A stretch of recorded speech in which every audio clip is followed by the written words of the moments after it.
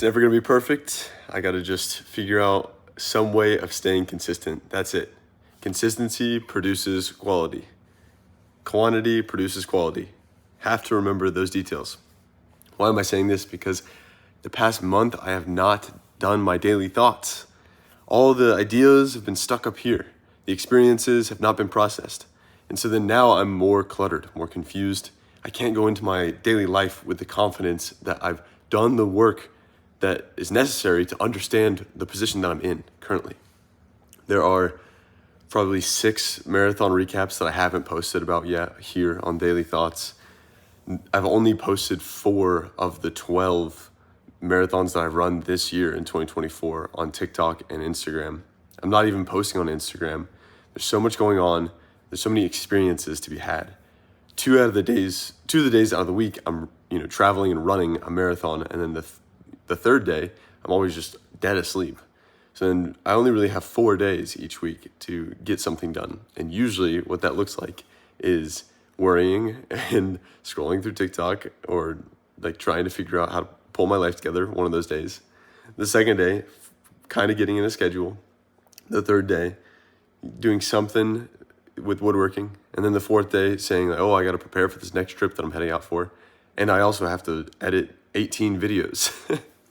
So that is not a good system. I have to focus in on what truly matters. Less noise, more focus on the things that truly matter. And so this is essential. Every single day I have to put out a daily thoughts video to process the things that I'm going through, the problems that I'm having. And so what was the daily thoughts for the past couple of weeks? It's that there's been so much going on. There's all these little ideas, but I haven't taken the time to process them. In order to do this consistently, I have to remember that it can't be perfect right now. I think that's what I was trying to go for, is that every single one was like this salient idea. It was very well thought out and spoken in such a great manner, that with high vocabulary, and this will change your life. No longer am I going to do that, because the crushing weight of perfection causes me to be stuck. And so then the world moves forward without me, and I am just sitting there, all this potential, but it's not acted on. To be someone in the world, to be a force for good, you have to be acting in the world constantly. And so that means to lower your standards of perfection to a manageable level at this current stage that will allow you to produce enough to increase that level so that you can near towards perfection over time. Mr. Beast has perfect content for the audience he's trying to hit, right? And that's because he's been able to post consistently for the past 4 years, and he has the resources and the team, and it takes time to build. And so if I want to be in that position, which I do, I want to have 20 million subscribers on YouTube one day, if that's God's will for my life. If I want to be in that position, then I have to be okay with the fact that right now it might not be perfect. But the compounding effect of staying consistent is leaps and bounds more than the sum of all the perfection that I could ever produce over the next year or 2 years, because compounding is what matters most. You produce enough things and it reaches enough people, and then eventually you're at a quality level over time that allows you to not only reach all those people that have followed you, but also be entertaining enough to those people that they engage enough to reach a broader audience. And then that's how you go viral, is that, on top of that, you have a really good hook. And one of the videos on TikTok got 100,000 views the other day, or 3 weeks ago, the other day. And it was the Mississippi River recap. And, I spent all this time editing a 4-minute video for Houston, first marathon of the year. And I spent all this time, twice the amount of time, editing this 6.5-minute, super, cinematic experience for the Miami Marathon. They're both very well-told stories. And then I spent 30 seconds on the Mississippi River video, an hour basically, right? Compared to 20 hours for the other 2 each. And that hour of work that I put into the Mississippi River video, 100,000 views.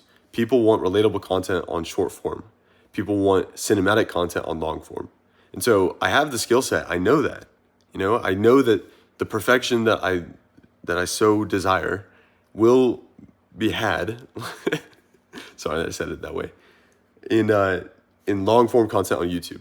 Now, am I in the position to do that right now? No, which is okay. I have to be okay with that because the flow of things is that you have TikTok and Instagram as your advertisement, right? So TikTok that's like your running ads, and then your marketing or your PR potentially. I don't really know all these terms, but like your public presence is on Instagram, right? So you get all the people to see you on TikTok, 100 million views or whatever it is. Then you pull that back and you say, hey, go follow me on Instagram, because that's where you engage with those people. So you build up that public relations. This is what my life is like throughout the day, throughout the week.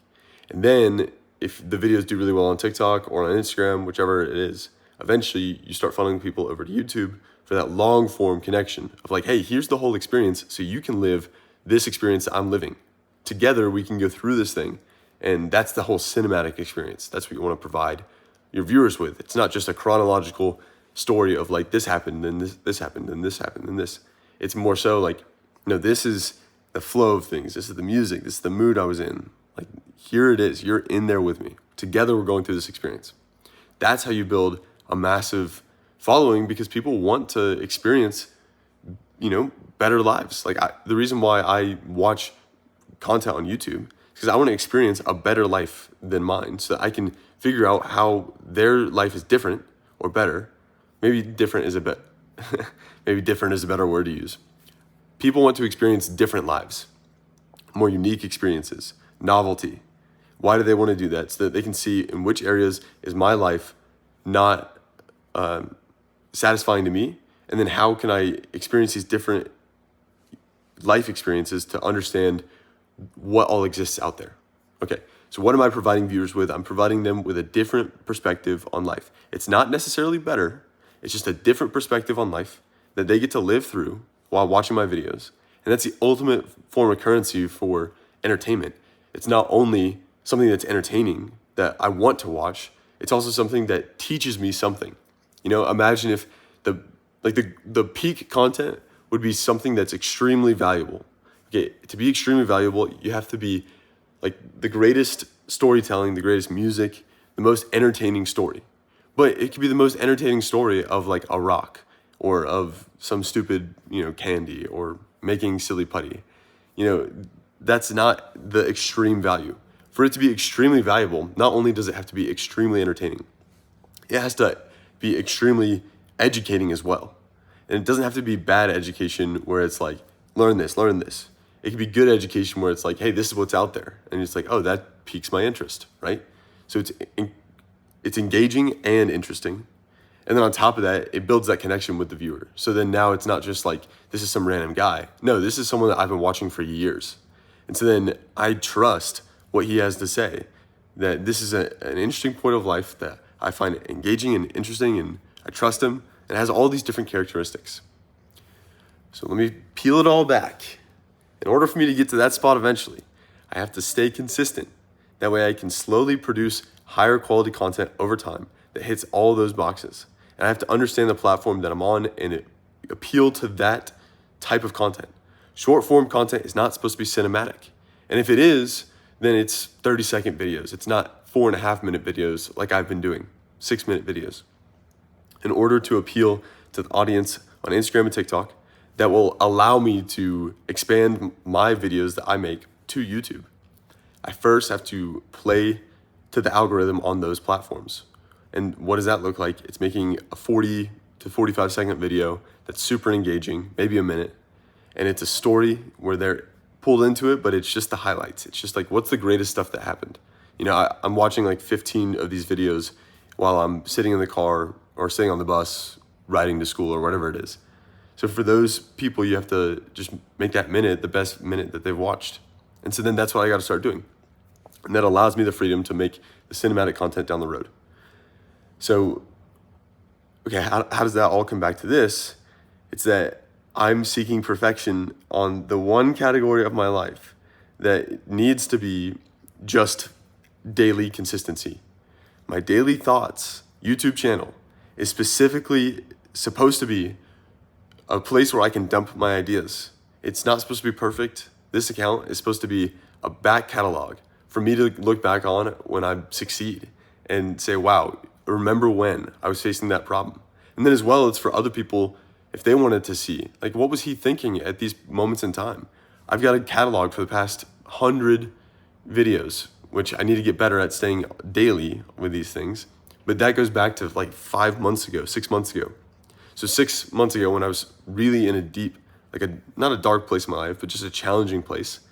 From then to now, you can see everything that has changed, how my life has changed as a consequence of pursuing this dream. So, but I have to stay consistent with this channel because this gets me in the habit of filming every single day, posting every single day, and then that produces higher quality speech, better storytelling, better articulation and grasp of words, active recall, memory storage, and filtering through the details. These subtle sharpening exercises allow me to get better at the storytelling and all these different things. And if I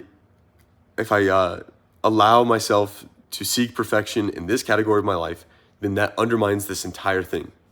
Imagine a pyramid.